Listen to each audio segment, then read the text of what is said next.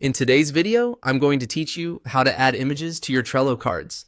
Adding images to your Trello cards is a simple way to make your board more visual, easier to scan, and a bit more fun to use. You can highlight priority tasks with bold visuals, add brand assets to creative work, or simply make your lists more recognizable at a glance.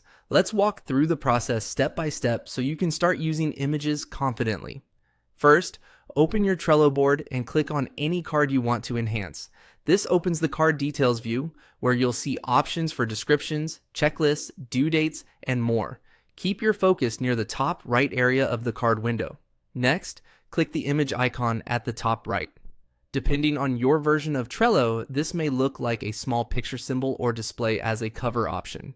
Clicking it opens the image tools for the card. This is where you can add a visual that appears at the top of the card and in most cases on the front of the card in your board view.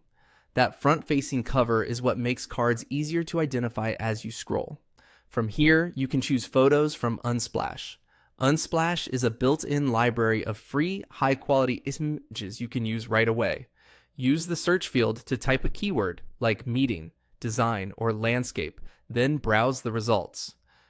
When you find a photo you like, select it, and Trello will apply it to the card automatically. This is great when you need something quick, on brand, and visually consistent without having to leave Trello. If the image doesn't feel quite right, you can pick a different one just as easily. If you prefer to use your own image, for example, a product shot, a team photo, or a custom graphic, click the option to upload a cover image. Then choose Upload a cover image to open your computer's file picker. Select a file such as a JPG or PNG, confirm your choice, and Trello will place it on the card. Larger, landscape-oriented images usually fit best and reduce the chance of awkward cropping. For faster loading, aim for reasonable file sizes while keeping the resolution sharp enough to look good on your board. Once your image is in place, return to your board view to see how it looks among other cards. If you want a different look, simply repeat the same steps to swap it out.